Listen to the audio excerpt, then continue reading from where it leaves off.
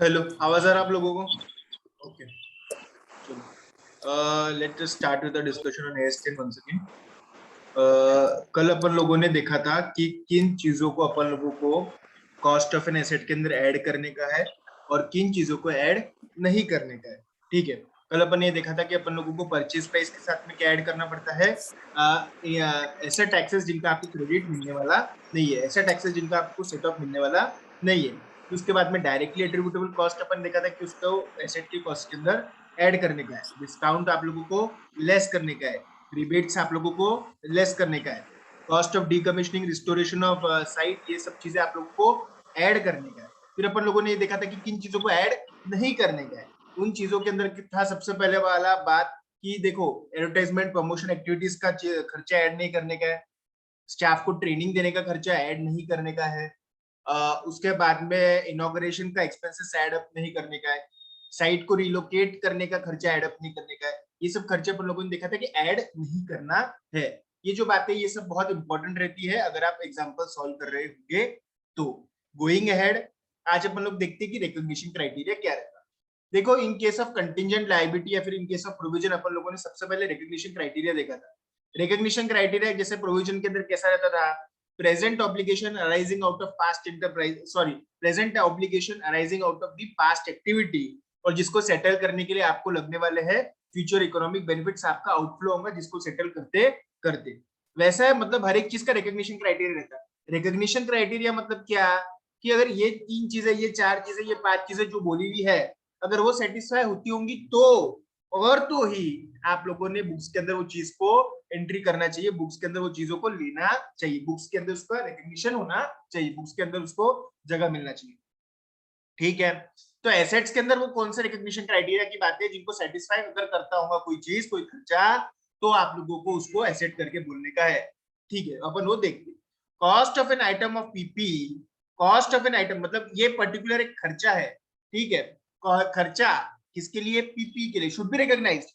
एक पर्टिकुलर खर्चे को मैं पीपी करके कब बोलूंगा, अगर ये दो कंडीशन मीट होती होंगी तो। देखो, हर खर्चा पीपी रहने वाला है क्या, नहीं।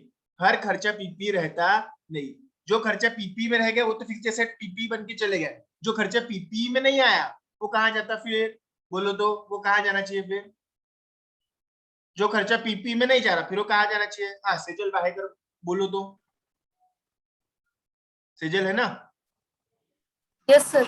हाँ, सेजल, जो खर्चा पीपी नहीं बन रहा, मतलब जो चीजों को अपन लोग कैपिटलाइज नहीं करते, फिर उनको कहाँ जगह है? हाँ, पीएनएल में। ऑफकोर्स, वेरी गुड, उसको आपको पीएनएल के अंदर डेबिट करना पड़ेगा। तो क्या, अपन लोग अब देखते हैं दो चीजों को, जिसको ये दो चीजें सेटिस्फाई अगर होगी तो आप लोगों को पर्टिकुलर खर्चे को पीपी करके बोलना पड़ेगा। ठीक है, एक सेकेंड। ओके, चलो। It is probable that the future economic benefits associated with the item will flow to the enterprise. मतलब क्या, फ्यूचर में ये एसेट मुझे पैसे कमा के देगा।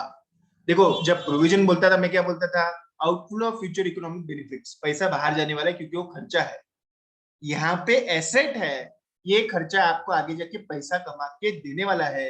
Inflow of future economic benefits, क्या बोला मैंने, ये आपको पैसा कमा के देगा। ये पैसे खर्चा नहीं हो रहे, ये खर्चा करके आपको जो एसेट बन रहा, ये एसेट आपको कल जाके पैसा कमाने में मदद करने वाला है। जैसे कि प्रोडक्शन के लिए इस्तेमाल होने वाली एक मशीनरी, ये मशीनरी इस्तेमाल करके मुझे आगे जाके फायदा होने वाला है। कैसे? ये मैन्युफैक्चरिंग करेंगे ना मेरे लिए प्रोडक्ट्स, जिसको मैं बेचूंगा और पैसा कमाऊंगा। ठीक है, कंप्यूटर्स हो गए, ये कंप्यूटर्स मुझे बोले क्यों काम में आएंगे, बोले मुझे अकाउंटिंग के लिए काम में आएंगे, सॉफ्टवेयर के लिए काम में आएंगे, XYZ एंट्री करने के लिए काम में आएंगे। तो कंप्यूटर भी मेरे लिए पीपी है ना, कंप्यूटर भी आपके लिए पीपी है। किस में काम में आ रहा है? ये एडमिनिस्ट्रेटिव पर्पज में काम में आ रहा है। मेरे यहाँ पे गाड़ियां है, ठीक है, ये गाड़ियां चला के, ये गाड़ियां बेच के, ये गाड़ियां सॉरी बेच के भाड़े के ऊपर दे के मुझे पैसे मिलने वाले हैं। समझ में आ रहा ना? तो ये गाड़ी भी आपके लिए पीपी है, क्यों? क्योंकि आगे जाके इससे आपको फ्यूचर इकोनॉमिक बेनिफिट्स मिलने वाले हैं। तो एसेट का पहला क्राइटेरिया क्या है, ये आपको पैसा कमाने के लिए मदद करते हैं, ये पैसा कमाने के देते हैं, इससे आपको FEB मतलब फ्यूचर इकोनॉमिक बेनिफिट्स मिलते हैं। And cost of an item can be measured reliably. Of course, cost अगर आप मेजर ही नहीं कर पा रहे तो आप लोग उसकी एंट्री नहीं कर पाएंगे। अच्छा, ये cost of an item can be measured reliably, ये और आपने कहा देखा था बताओ तो, ये रिकॉग्निशन क्राइटेरिया ऐसी सेम लाइन और आपने कहा देखी थी AS 29 में भी थी प्रोविजन के अंदर, cost of that expense could be measure reliably. Of course ये क्यों रहता है हर बार, क्योंकि जो चीजों का आप कॉस्ट ही मेजर नहीं कर पाते उनकी आप अकाउंटिंग एंट्री ही नहीं कर पाएंगे।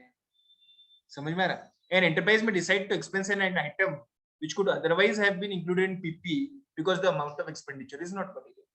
ठीक है, हमने छोटा सा है ना एक ये लिया टैबलेट, कितने का लिया बोले 3000 रुपए का, बोले हमने टैबलेट लिए हुआ है। अब वो 3000 रुपए का टैबलेट हमने तो लिया, अब वो कैसा हो गया, 3000 रुपए का टैबलेट लेने के बाद में उसको पीपी भी बोल सकते या फिर पीएनएल में भी डाल सकते, कंपनी के लिए 3000 रुपए मटेरियल नहीं है तो हमने उसको पीएनएल में डाल।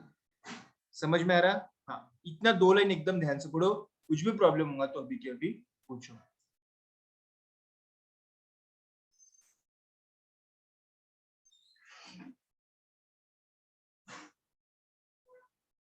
Future economic benefit or cost can be measured reliably।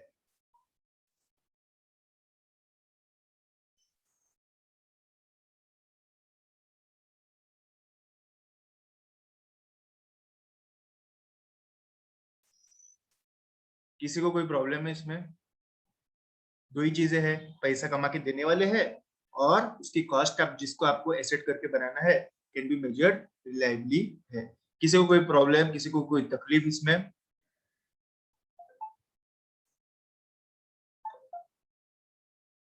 ठीक है, चलो आगे। इतने कम बच्चे आ रहे हैं आज भी, अभी प्रॉब्लम शाम में है तो भी कम बच्चे, सुबह में है तो भी कम बच्चे, जहाँ कहाँ आ रहे क्या पता। ठीक है, ऑफ कोर्स रिकॉग्निशन करते समय 2 बार अपन लोगों को देखना पड़ता है, एक तो इनिशियल रिकॉग्निशन जो अपन ने कल देख लिया, सब्सिक्वेंट कॉस्ट जो आज अपन देखने वाले। देखो मैंने क्या बोला था, पीपी की जो लाइफ रहती वो 3 हिस्सों में डिवाइड रहती, एक स्टार्ट पॉइंट, एक उसकी जो लाइफ एक्चुअल लाइफ आप उसको जिसको इस्तेमाल करने वाले वो, और एक एंड पॉइंट। समझ में आ रहा? स्टार्ट पॉइंट मतलब जब अपन उसका रिकॉग्निशन क्राइटेरिया देख रहे बुक्स के अंदर जब ले रहे, ठीक है। एंड पॉइंट यानी क्या, बुक्स में से उसका डिलीशन की बात चल रही, ठीक है, डिलीशन यानी बुक्स में से वापस बाहर, माइनस। समझ में आ रहा है? ये बुक्स में अंदर लेने की बात है, ये बुक से बाहर करने की बात है, और इस दौरान क्या है उसकी लाइफ है। लाइफ के अंदर क्या रहता, डेप्रिसिएशन हर साल चार्ज करना पड़ता, साथ ही साथ आपको सब्सिक्वेंट कॉस्ट भी लगते रहते हैं। एक बार एसेट ले लिया, एक बार कार ले ली, कार्यक्रम खत्म किया नहीं, इसके बाद में भी बहुत सारे खर्चे ड्यूरिंग द लाइफ भी चालू रहते ही है। समझ में आ रहा? कल अपन ने क्या देखा था, शुरुआत की बात, रिकॉग्निशन क्राइटेरिया की बात। फिर आज अपन लोग देखेंगे जब लाइफ के अंदर क्या क्या खर्चे होते हैं, किसको किसको पीपी करके ऐड करना, पीपी के खर्चों में किसी को पीएनएल में डालना, वो आपको देखना पड़ेगा। और डिलीशन की तो बात न्यारी है, वो अपन लोग बात करेंगे, ठीक है। तो कभी भी जब आप पीपी की बात करने वाले तो उसको 3 स्टेजेस के अंदर डिवाइड करे हुआ है, स्टार्टिंग फेज, एंडिंग फेज और बीच में उसका लाइफ जिसके दौरान वो चलते रहता है। जब वो लाइफ के दौरान उसका चालू है तो उसके अंदर आपको डेप्रिसिएशन रहता है और सब्सिक्वेंट कॉस्ट रहता है। समझ में आ रहा? कल अपन ने क्या देखा था, इनिशियल कॉस्ट, अभी अपन लोग क्या देखते हैं, सब्सिक्वेंट कॉस्ट। ये होने के बाद में फिर अपन लोग कुछ प्रॉब्लम्स देखेंगे, ठीक है। सब्सिक्वेंट कॉस्ट, पहली बात सब्सिक्वेंट कॉस्ट मतलब क्या, एक बार पीपी बुक्स में आने के बाद होने वाले खर्चे, उसको अपन लोग बोलते हैं सब्सिक्वेंट कॉस्ट। मतलब एक बार पीपी बुक्स में आ गया, एक बार उसका रिकॉग्निशन हो गया, रिकॉग्निशन के बाद में जो होते खर्चे और एंडिंग के पहले, है ना, मतलब स्टार्टिंग के बाद में और एंडिंग के पहले। समझ में आ रहा है? पीपी खत्म होने के बाद की बात चालू है कि नहीं, स्टार्टिंग हो गई, एंडिंग के पहले, बीच में जो लाइफ है आपकी एसेट की उस दौरान जो खर्चे हो रहे उसके लिए रहता है सब्सिक्वेंट कॉस्ट, ठीक है। अब देखो सारे के सारे सब्सिक्वेंट कॉस्ट पीपी के कॉस्ट में ऐड नहीं होंगे, कुछ सब्सिक्वेंट कॉस्ट आपकी पीएनएल में चल जाएंगे, कुछ पीपी के अंदर ऐड हो जाएंगे, ओके। चलो day to day servicing cost के बारे में क्या करना चाहिए, ठीक है। अब देखो, अब सब्सिक्वेंट कॉस्ट का कैसा है, पहली बात आप समझ लो कि सब्सिक्वेंट कॉस्ट, कुछ सब्सिक्वेंट कॉस्ट पीपी में ऐड होंगे, कुछ सब्सिक्वेंट कॉस्ट पीपी में ऐड नहीं होंगे। अब जो सब्सिक्वेंट कॉस्ट पीपी में ऐड होंगे मतलब क्या हो गया, वो पीपीज बनने वाले। जो सब्सिक्वेंट कॉस्ट पीपी में ऐड होंगे मतलब वो पीपीज बनने वाले, तो उनको भी क्या मीट करना पड़ेगा, रिकॉग्निशन क्राइटेरिया। जैसे एक मेरे पास में मशीनरी है, 50 लाख की मशीनरी थी, हमने बुक्स में ले ली, उसके ऊपर हमने एक बार और 5 लाख रुपए का एडिशनल खर्चा किया। ये 5 लाख रुपए का एडिशनल खर्चा मैंने पीपी में ऐड करना या नहीं करना। अगर वो ऐड कब करूंगा मैं, अगर वो ये रिकॉग्निशन क्राइटेरिया मीट कर रहा तो ऐड करूंगा, नहीं कर रहा हूँ तो मैं उसको क्या करूंगा, फिर पीएनएल के अंदर हिट कर दूंगा। समझ रहे क्या आप लोग कि मुझे जैसे 5 लाख रुपए का खर्चा मैंने किया, 50 लाख की मशीनरी के ऊपर मैंने एक बार 5 लाख का खर्चा किया, तो 5 लाख का खर्चा क्या 50 लाख में ऐड होगा या नहीं होगा, ये आपका क्वेश्चन रहना चाहिए। ऐड कब होगा, जब वो पीपी की डेफिनेशन मीट करेगा तो। ऐड कब नहीं होगा, तो पीपी की डेफिनेशन नहीं मीट करेगा तो ऐड नहीं होगा। Getting my point? चलो ठीक है, कुछ यहाँ पे एग्जांपल्स दिए हुए देखो। Day to day servicing cost of PP, 50 lakh की मशीनरी है, उसको हर बार सर्विसिंग कराना पड़ता है। जैसे कार ली, 2 व्हीलर लिया, मशीनरी लिया, कुछ भी चीज लो, उसको ऐसा सर्विसिंग कराते हैं आप लोग। वो सर्विसिंग कॉस्ट कभी भी पीपी में ऐड नहीं होता, वो तो डे टू डे मेंटेनेंस से रिपेयर एंड मेंटेनेंस करके पीएनएल के अंदर हिट हो जाता है, एक्सपेंसेस में हिट हो जाता है। समझ में आ रहा है? किसी को कोई डाउट है इसके अंदर? श्रीहरि है क्या क्लास में? श्रीहरि? Yes sir. हा, हे समजलं servicing, day to day servicing जे आपण करतो मशिनरीला, गाडीला, ट्रकला, कशालाही जे मशिनरी असेल तुमच्याकडे त्यांना आपण सर्व्हिसिंग करतो, हे सर्व्हिसिंग कॉस्ट कधीही पीपीच्या कॉस्ट मध्ये ऍड अप केली नाही जात. ओके, हाँ चलो।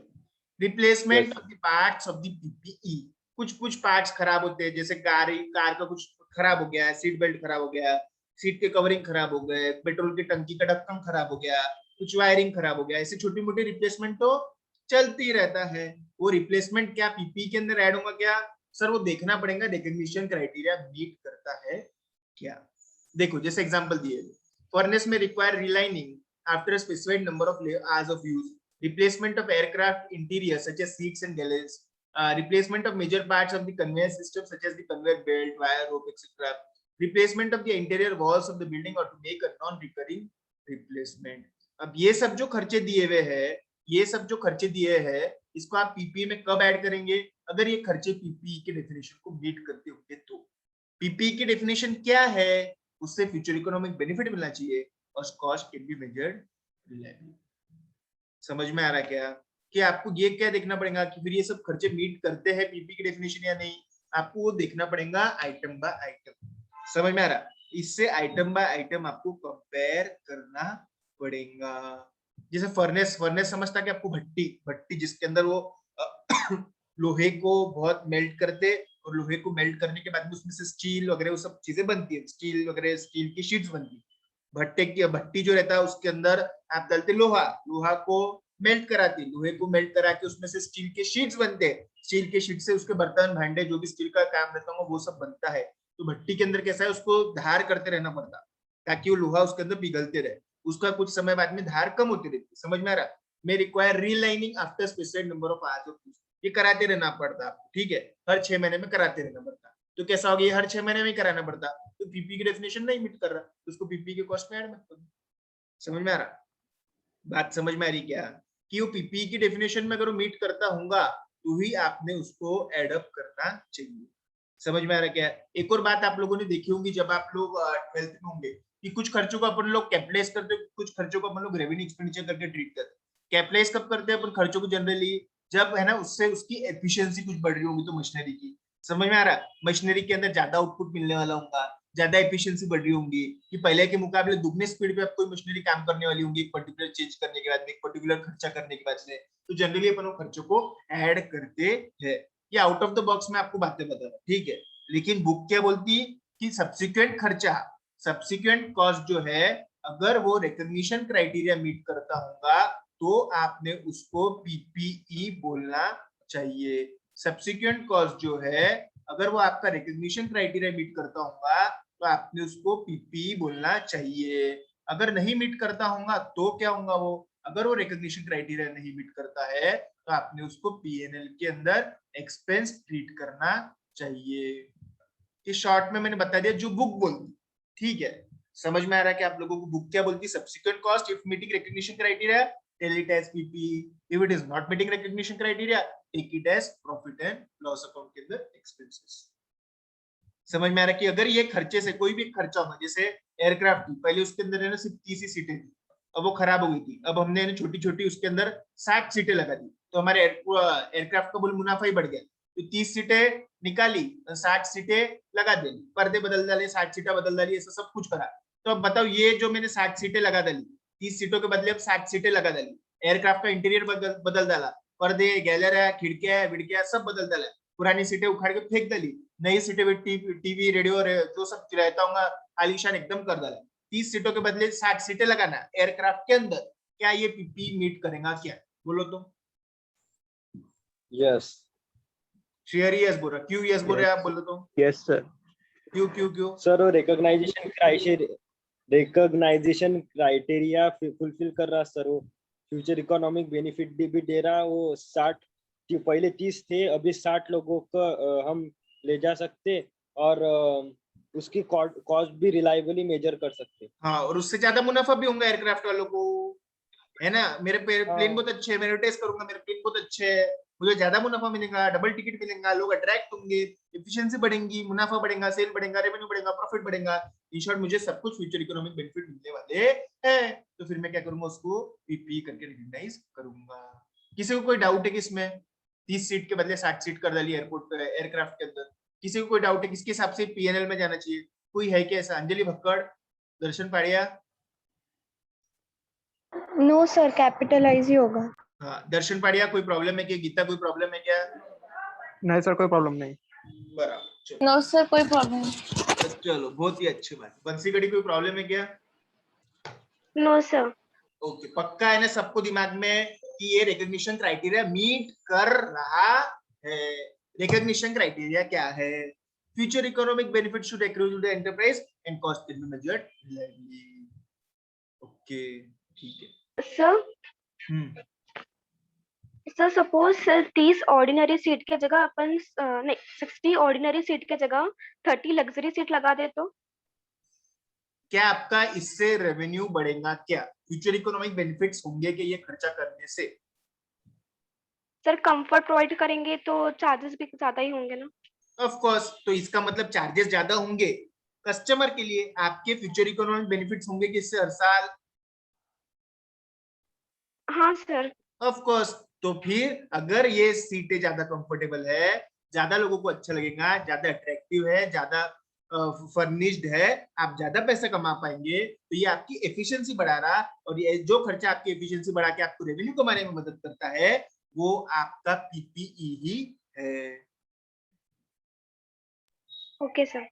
देखो, अब मैं एक और एग्जांपल देता, ठीक है? हमारे पास में 30 सीटें थी, ठीक है? वो 30 सीटें जैसी थी, हमने वैसी की वैसी 30 सीटें लगाई। वो 30 सीटों में असली प्रॉब्लम क्या होगा मालूम है क्या? तो उसके अंदर है सब पैसे दाग हो गए थे, कुछ फट गए थे, लोग स्पंज चोर लिए थे, खराब हो गई थी सीटें, 10 साल से वहां पर। तो वही सीटें रिप्लेस करके हमने वैसी की वैसी नई सीटें 30 लगाई वहां। अब देखो, 30 के बदले 30 लगाई, ना कोई ज्यादा है ना कुछ कम है, सीटें खराब हो गई थी, इसके लिए मैंने सीटें बदली। इसके अंदर कोई एफिशिएंसी नहीं बढ़ रही है, ये तो चलती रहता, हर 2-2, 10-10, 5-5, 6-6 साल के अंदर सीटें बदलना ही पड़ती। तो ये एफिशिएंसी नहीं बढ़ रही, तो ये पीपी नहीं है।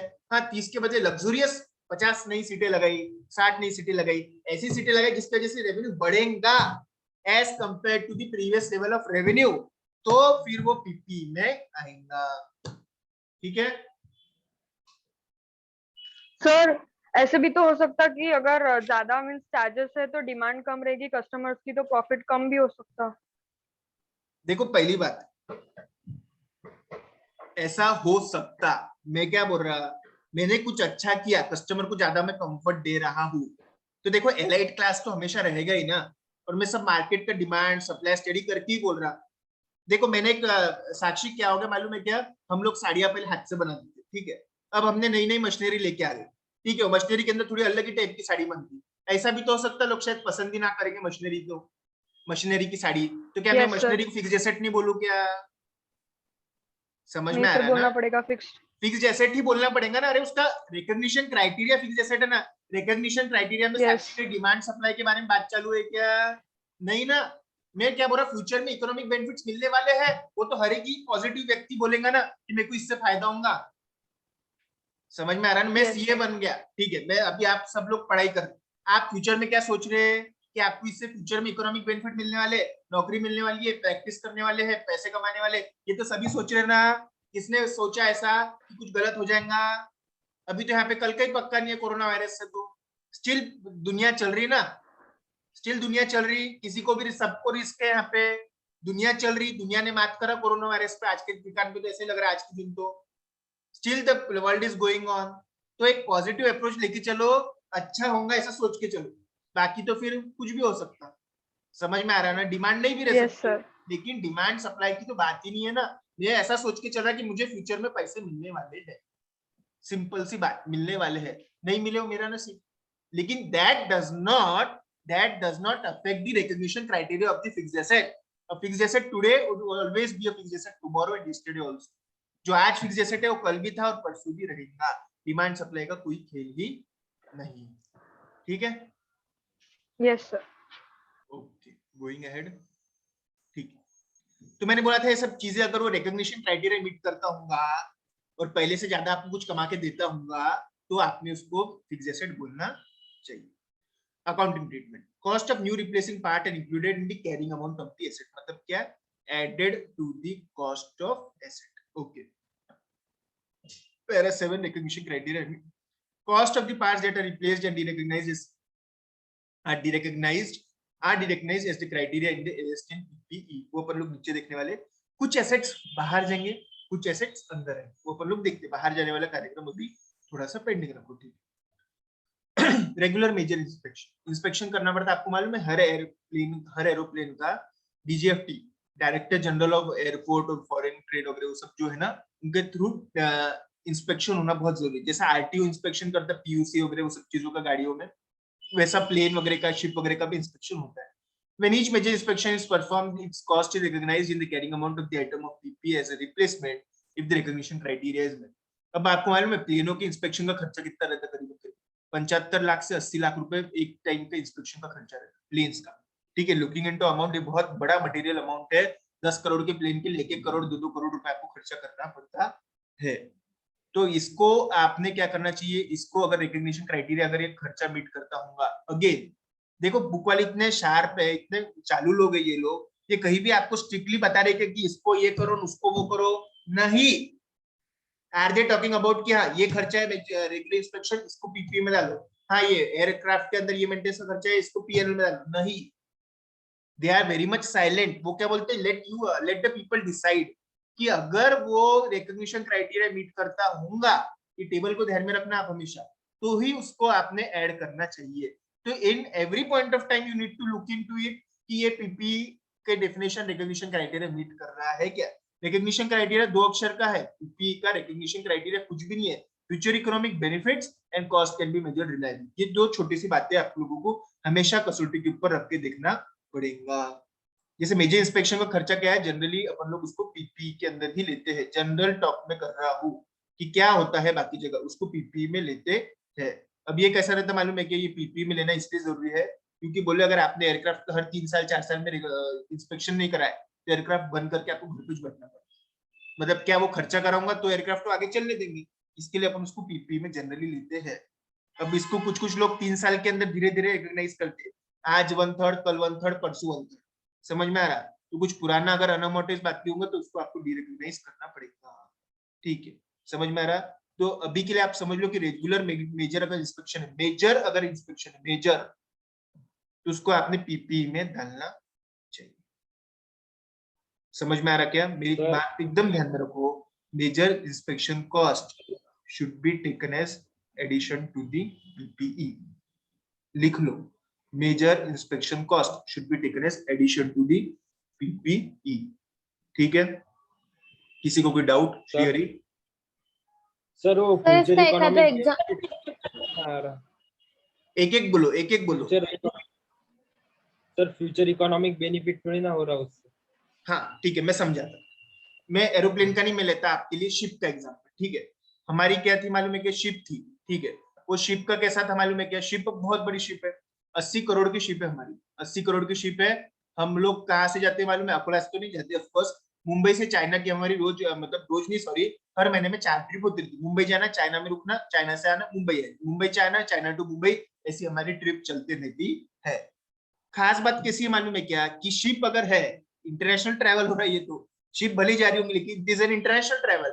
इंटरनेशनल ट्रैवल है तो आपको कस्टम का क्लियरेंस, ये है वो सब चीजें हैं। सरकार के बहुत स्ट्रिक्ट गाइडलाइंस है इंटरनेशनल ट्रैवल के लिए। सरकार ने क्या बोला, हर 2 साल के अंदर तुम्हारी शिप का इंस्पेक्शन हम करेंगे। सरकार की तरफ से लोग करेंगे, कस्टम पोर्ट के लोग करेंगे। तो अगर वो तुमने इंस्पेक्शन नहीं कराया, 2 साल में शिप घर पे लेके चल जाना, हम समुद्र में उतरने नहीं देंगे। मरता क्या ना करता, उसको शिप इंस्पेक्ट कराना ही पड़ती है। हर 2 साल बाद में शिप का इंस्पेक्शन होता है और वो इंस्पेक्शन का खर्चा है 1 करोड़ रुपए। सरकार की फीस बोलो, खर्चा बोलो, जो भी बोलो, 1 करोड़ रुपए का खर्चा करना पड़ता है। अभी 1 करोड़ का इतना बड़ा खर्चा, मेजर इंस्पेक्शन कॉस्ट, मेजर नाम ही मेजर है, ये 1 करोड़ का खर्चा आपने 80 करोड़ के अंदर ऐड करना चाहिए। सर आप इसके अंदर क्या फ्यूचर इकोनॉमिक बेनिफिट है? बेटा इंस्पेक्शन नहीं कराया ना, शिप समुद्र में एक पल भी, एक बूंद भी, एक कदम भी उतरने नहीं देते। तो इंस्पेक्शन है तो शिप से पैसा कमाएंगे, इंस्पेक्शन नहीं तो घर ही। समझ में आ रहा? फ्यूचर इकोनॉमिक बेनिफिट भी है, cost can be measured reliably भी। Okay surely? Yes sir. और किसी को Yes, doubt sir. Major inspection cost में? सभी लोग ध्यान से सुन लो कि major inspection cost is the cost that is added to the cost of PPE. ठीक है, ऐसा प्लेन में भी रहता है, ऐसा शिप में भी रहता है। इंटरनेशनल ट्रैवल में कुछ गाइडलाइंस है वो मानना जरूरी है। रिकॉग्निशन, अब जो प्रीवियस इंस्पेक्शन कॉस्ट है, सपोज वो पूरा अभी तक के अमोर्टाइज नहीं हुआ, तो उसको आपको एकदम से जितना भी बाकी होगा, जैसे पिछले बार हमने 1 करोड़ रुपए भरा था, ठीक है, अब 1 करोड़ को हमको लगा 3 साल के अंदर इसको अमोर्टाइज करना है, तो हम हर साल 33 लाख 34 लाख करने वाले थे। 2 साल बाद में नया रूल आ गया कि अभी इंस्पेक्शन और कराओ बोले पुरानी शिप्स का, तो जो बचे हुए 34 लाख है उसको अभी के अभी आपको हिट करके नए 1 करोड़ का आपको फिक्स एसेट करके मानना पड़ेगा। समझ में आ रहा? इतना कोई खास बात नहीं है, सिंपल बात ध्यान में रखो, cost of major inspection is to be added to the cost of PPE. समझ में आ रहा क्या? ठीक, इंस्पेक्शन का वो देख लो, इतना कोई खास बात नहीं है, सिर्फ मेरी बात ध्यान में रखो, पीपी करके उसको बोलना पड़ता, और जो भी अनअमोर्टाइज्ड कॉस्ट पड़ा हुआ है प्रीवियस इंस्पेक्शन का, उसको डीरेकॉग्नाइज करना पड़ता, उसको बुक्स में से निकालना पड़ता है। समझ में आ रहा क्या? उसको बुक्स में से वो खर्चे को निकालेंगे और ये खर्चे को पीपी में डालेंगे। समझ में आ रहा क्या? देखो कैसा हो रहा, सिर्फ 1 करोड़ का भी समझो कि बाकी कुछ भी नहीं है, 80 करोड़ का कोई बात नहीं है, ठीक है, 80 करोड़ की शिप की बात ही नहीं। पिछले साल हमने 2020-21 के अंदर हमने 1 करोड़ का पीपी को जो हमने इंस्पेक्शन कॉस्ट किया था ना, वो हमने पीपी करके रिकॉग्नाइज कर लिया, मतलब बुक्स के अंदर वो फिक्स एसेट है। ठीक है, ठीक, हम इसको है ना धीरे धीरे राइट ऑफ करने वाले थे, धीरे धीरे राइट ऑफ करने वाले थे, मतलब धीरे धीरे डिप्रिशिएट उसको करने वाले थे। कैसा करने वाले थे? 3 साल के अंदर हम इसको डिप्रिशिएट करने वाले थे। 2 साल हो गए तो हमने कैसा कर डाला इसको, कि हमने अभी तक के उसमें का 66 लाख रुपीस हमने उसको डिप्रिशिएट कर डाले। ठीक है, तो अभी कितना होगा उसका कैरिंग वैल्यू बुक्स के अंदर? 34 लाख रुपीस। कितना? 2 साल के बाद में, 2 साल के बाद में उसके 34 लाख रुपीस अभी कैरिंग वैल्यू बाकी है। कब का? ये 2021 का, मतलब 2 साल पहले जो हमने इंस्पेक्शन किया था 1 करोड़ का, हमने जब उसको पीपी बना लिया, 67 लाख रुपए राइट ऑफ कर दिए डेप्रिसिएशन के नाम पे, 34 लाख रुपए भी बाकी है। सरकार ने बोला 3 साल की अट नहीं है, बोले 2 साल की चट है, अभी और इंस्पेक्शन कराना पड़ेगा हमको, और 1 करोड़ का अब खर्चा करना पड़ा इंस्पेक्शन के ऊपर। अब 1 करोड़ का नया इंस्पेक्शन भी पड़ा हुआ है, 34 लाख का पुराना इंस्पेक्शन भी पड़ा हुआ है, तो अब मैं क्या करूं बताओ? तो 1 करोड़ 34 लाख लिखो कि 34 को राइट ऑफ करो? बताओ क्या लगता है आपको? बोलो, कौन बोलेगा? 34 लाख को राइट ऑफ कर दो। हाँ बस 34 लाख को आपको राइट ऑफ करने का है, क्योंकि वो इंस्पेक्शन की वैलिडिटी अब खत्म हो गई। नया इंस्पेक्शन नया राइट ऑफ करेंगे नए तरीके से। वही उनका बोलने का मतलब है कि पुराना जो भी पड़ा होगा इंस्पेक्शन का कॉस्ट, नया इंस्पेक्शन कॉस्ट करते समय पुराने को डीरेकग्नाइज कर दो, नए को रिकग्नाइज करो। तो पुराने को डीरेकग्नाइज करो। समझ में आ रहा? पुराने को डीरेकग्नाइज और नए को रिकग्नाइज करना पड़ेगा। कुछ लोग बोलेंगे, बोले 34 के अंदर 1 करोड़ ऐड कर डालो, नहीं वैसा गलत हो गया। क्यों?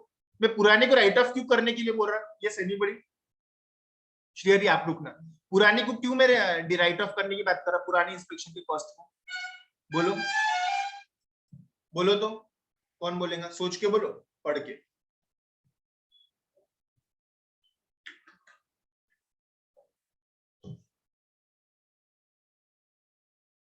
पुराने को क्यों डिरेकग्नाइज करने की बात चालू है? कौन बोलेगा? रोहित कृपलानी बोलो तो। रोहित, यस पुराने वाले को डिरेकग्नाइज कर रहे क्यों, नए वाले को रिकग्नाइज करते समय? सर, आपने बोला ना सर, 3 साल की जगह पर 2 साल की करनी पड़ी, इसके लिए इस साल कर देंगे। तो हाँ, डिरेक्ट उसके अंदर ही क्यों नहीं ऐड कर दे रहे? अपन 34 लाख पिछले वाली इंस्पेक्शन की बात की, ये बार 1 करोड़ खर्चा किया, तो 34 लाख प्लस 1 करोड़ क्यों नहीं कर रहा मैं? 34 को पूरा एक बार के अंदर पूरा सर, खत्म 1 करोड़ तो नेक्स्ट ईयर ही करते जाएंगे ना, 1 ईयर ऐसा करके। तो पुराना वाला डी रिकग्नाइज क्यों कर रहे हैं, मैं ये पूछ रहा आपसे। तो नया चालू हो गया इसके लिए, नया मतलब नया पीरियड चालू हो गया देखो inspection कैसा का। रहता है, एक ही समय पे एक ही इंस्पेक्शन कॉस्ट रह सकता है, ऐसा है क्या? वो पुराना वाला भी पड़ा है, नया भी है, एक समय पे एक इंस्पेक्शन कॉस्ट करो।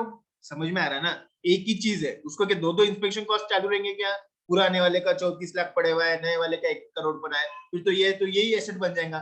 और ये तो झूठे एसेट हो गए ना, पुराने वाले इंस्पेक्शन की तो वैलिडिटी खत्म हो गई, फिक्टिशियस एसेट जैसी हो गया, मतलब वो तो बुक्स में ऐसे चीजों को रिकग्नाइज करना हो गया जो चीज है ही नहीं। अब वो मेजर इंस्पेक्शन जो पिछले बार का जो खर्चा पड़ा था 34 लाख रुपए, उसको भी रिकग्नाइज करना पड़ेगा, नहीं तो कैसा हो जाएगा मालूम है? ऐसी झूठी चीजें बैलेंस शीट में आ जाएगी। Getting my point? तो पुराने वाले को डिरेकग्नाइज करो, नए वाले को रिकग्नाइज करना पड़ेगा।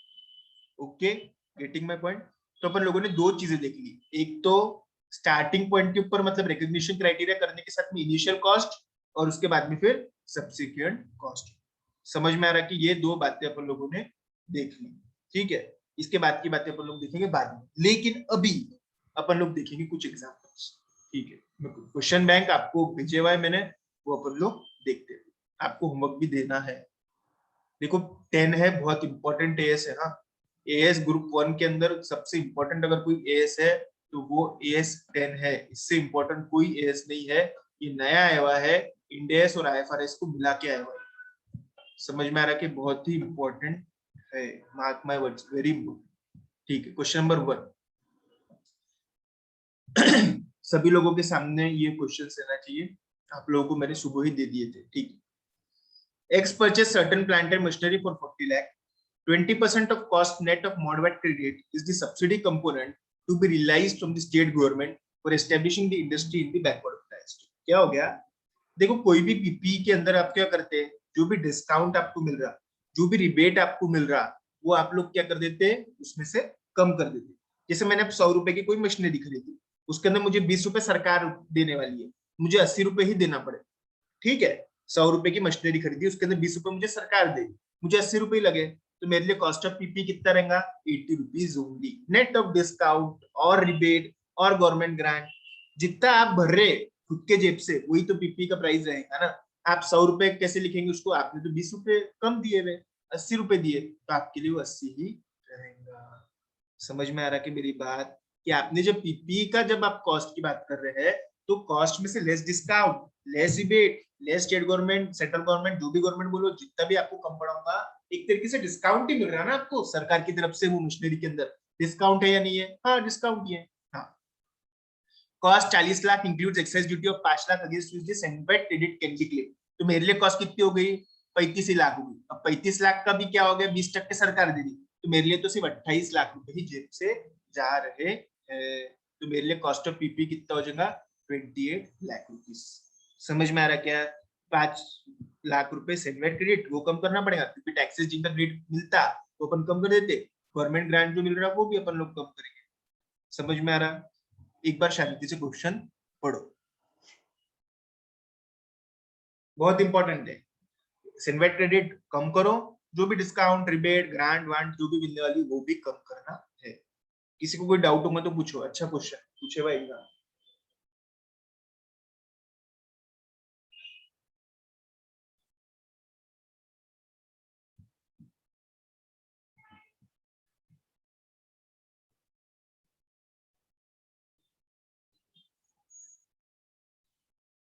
डाउट है किसी को? Anjali Bhakkad? No sir. Okay, CENVAT credit मतलब जिसका अपने को आईटी से मिलने वाला है, इनपुट टैक्स रेट मिलने वाला है, उसको कम करो, डिस्काउंट को कम करो, रिबेट को कम करो, और गवर्नमेंट ग्रांट को भी कम करो।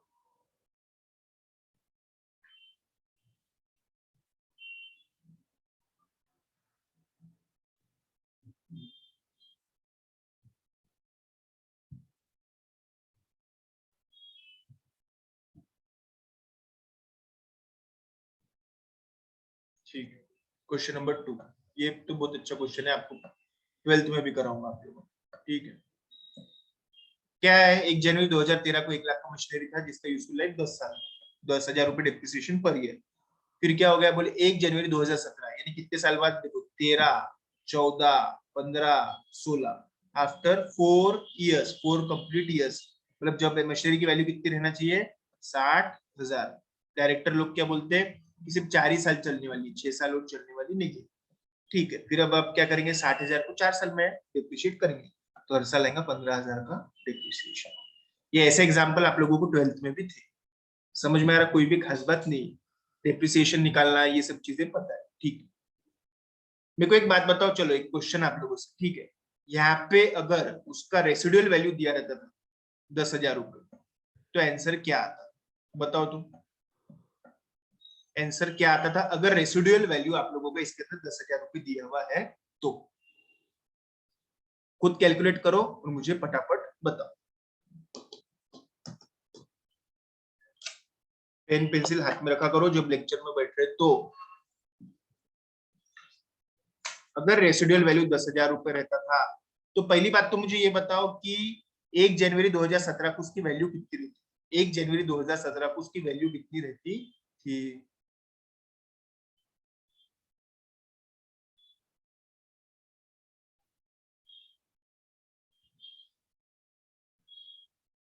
पहली बात देखो, 1 लाख में से 10,000 चले गए, 90,000, 90,000 को आपको 10 साल में डिप्रिशिएट करना है, मतलब 9,000 पर ईयर, तो आपको कितना हो जाएगा उसके अंदर मालूम है?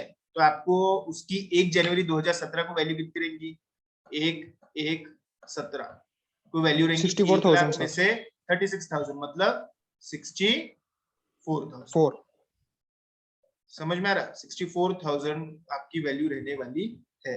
अब 64,000 को कैसा आप लोग आगे करेंगे, अब 64,000 को आपको उसको डिप्रिशिएट करना पड़ेगा, तो 64 में से 10 माइनस करो, अगेन 10 माइनस करो, बचेगा 54, और फिर 54,000 डिवाइडेड बाय आपको उसको कितना करना पड़ेगा, 4। इस तरीके से आपका आंसर आने वाला है। ठीक है, ये सॉल्व करो और लेक्चर को रिजॉइन।